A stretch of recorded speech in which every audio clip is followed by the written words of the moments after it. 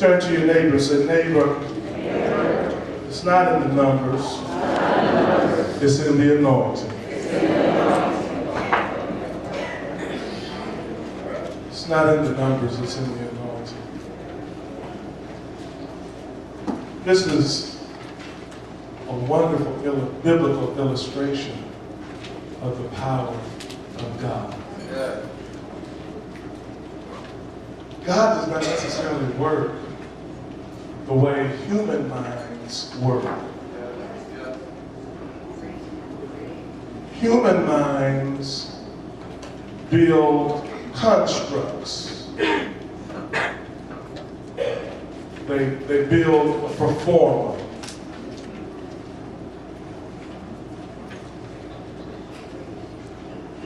They do a business plan.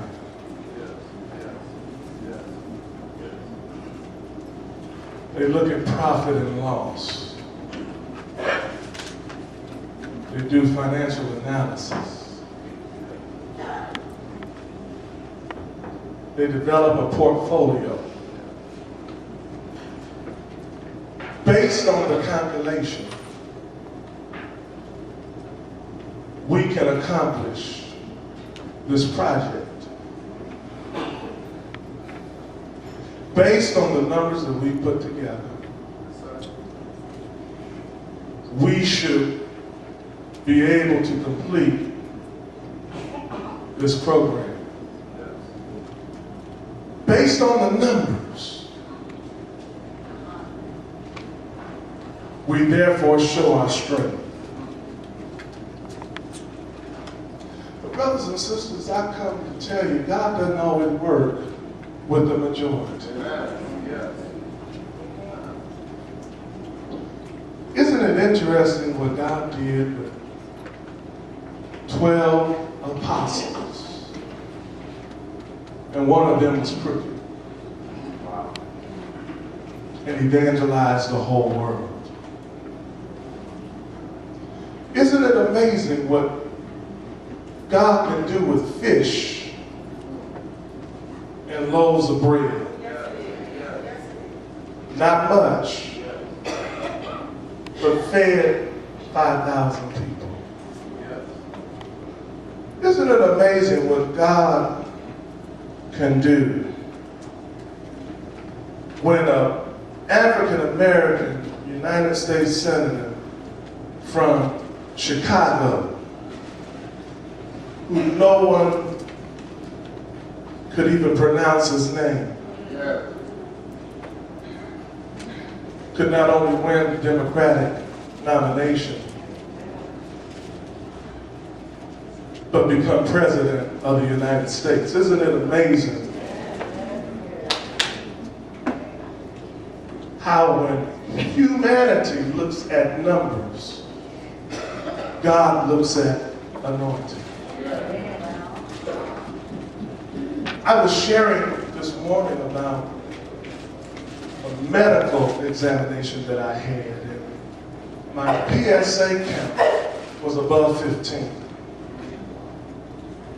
That meant that there was a high probability that I had prostate cancer. And I went through a series of tests, received treatments, and the number went down. But when they took me off, the number shot back up.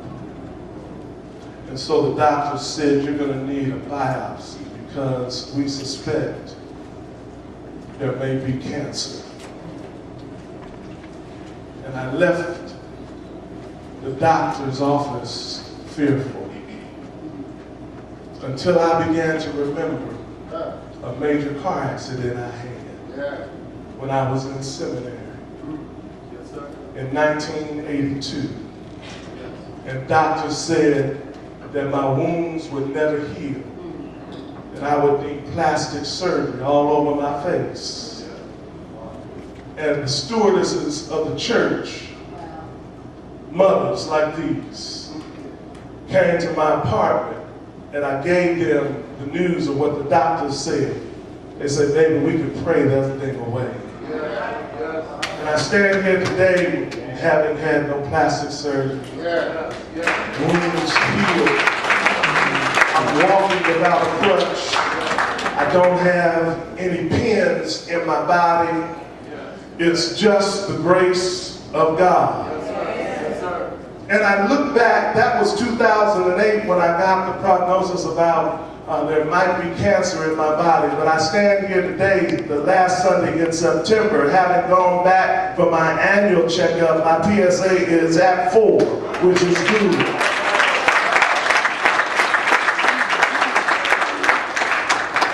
And no sign of cancer. Don't tell me what God cannot do. It's because God does not work necessarily with numbers of mankind. God works with the faith that we have. I do believe if you have the faith, God has the power. I do believe that when you pray, things happen. I do believe that if you give God your best, God will give you God's best.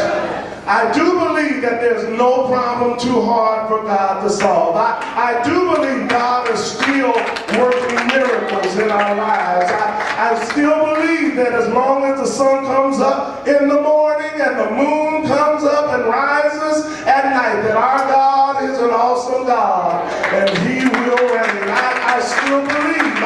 I still believe that drug addicts and dope addicts and dope pushers and prostitutes can be church people and church deacons and preachers of the gospel and mothers of the church and stewards and stewardites. I still believe that God can take the stench of smoking crack out of your body. I still believe that God can cure those that are addicted to drugs, addicted to pills, addicted to alcoholism, addicted to bad behavior. I still believe God is able to do exceeding and abundantly far above measure if we just have and develop the faith. I still believe it. I still believe God is not through with us yet. I believe that the book is not complete yet. I believe that the best is yet to come. I still believe that pages are unwritten on what God has in your life. God has in store something greater than what you're experiencing right now. God has something more fruitful than you've ever seen before. I still believe that when you're sick, God can raise you back up. I still believe you can get negative doctor's reports and God can turn those reports around and give you a clean bill of health. I still believe that there will become a cure for HIV and AIDS if we stop politicizing these illnesses where the drug companies make money keeping us sick. I still believe that there's a way to get out of financial debt and you give your way out. I still believe that when you follow the command of God, the vision of God, God will make room for your gifts. I still believe that when you step out on faith and step out on the power of God, God will bring it to pass. I still believe that even when the odds are against you and there's no foundation on which you can stand on nothing but your faith, and your faith will precede you. I still believe it. Somebody needs to clap right there and say, there's something about this thing. There's something about serving God. There's something about being in church. There's something about tithing. There's something about it.